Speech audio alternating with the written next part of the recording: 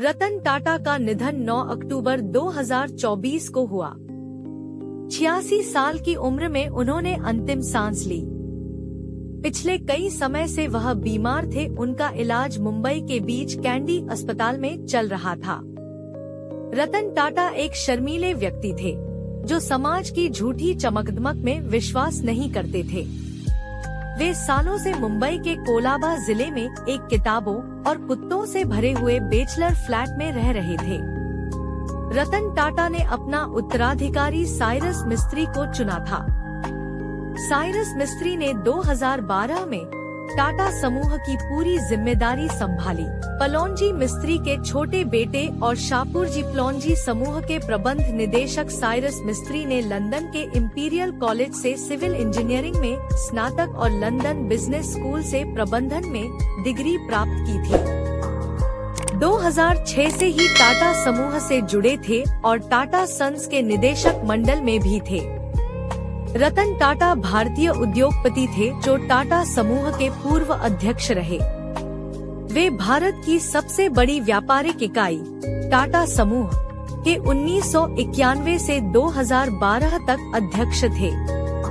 इसके अतिरिक्त अक्टूबर 2016 से फरवरी 2017 तक वे समूह के कार्यकारी अध्यक्ष भी रहे।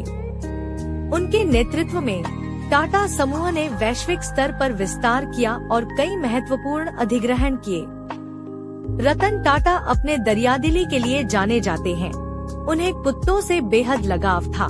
टाटा ग्रुप के मुख्यालय मुंबई हाउस में आवारा कुत्तों के लिए आश्रय स्थल बनाया गया है, जहां भोजन, पानी, खिलौने मौजूद रहते हैं। वहां के कुत्तों की रखवाली खुद गार्ड करते हैं। कुत्तों को वहां से भगाने की इजाजत नहीं दी गई है। वे अपने परोपकारी कार्यों और व्यवसाय जगत में दूरदर्शिता के लिए याद किए जाएंगे। उनके योगदान ने भारतीय उद्योग और समाज पर गहरा प्रभाव छोड़ा है। 1971 में रतन टाटा को राष्ट्रीय रेडियो और इलेक्ट्रॉनिक्स कंपनी लिमिटेड नेल्को का डायरेक्टर इंचार्ज नियुक्त किया गया, एक कंपनी जो कि सख्त वित्तीय कठिनाई की स्थिति में थी। रतन ने सुझाव दिया कि कंपनी को उपभोक्ता इलेक्ट्रॉनिक्स के बजाय उच्च प्रौद्योगिकी उत्पादों के विकास में निवेश करना चाहिए। जेआरडी नेल्को के ऐतिहासिक वित्तीय प्रदर्शन की वजह से अनिच्छुक थे, क्योंकि इसने पहले कभी नियमित रूप से लाभांश का भुगतान नहीं किया था। इसके अलावा जब रतन ने कार्यभार संभाला, उपभोक्ता इलेक्ट्रॉनिक्स नेल्को की बाजार में हिस्सेदारी 2% थी और घाटा बिक्री का 40% था।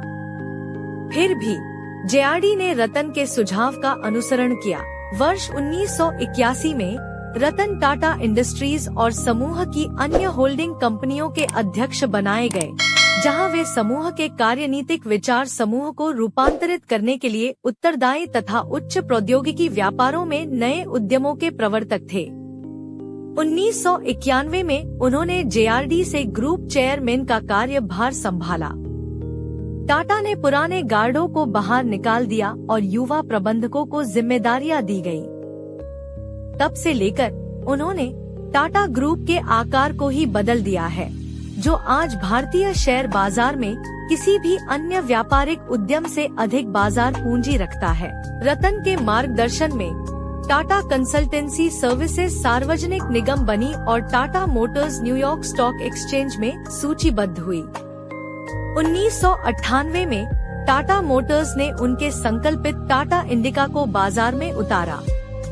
31 जनवरी 2007 को रतन टाटा की अध्यक्षता में टाटा सन्स ने कोरस समूह को सफलतापूर्वक अधिग्रहित किया, जो एक एंग्लो डच एल्यूमीनियम और इस्पात निर्माता है।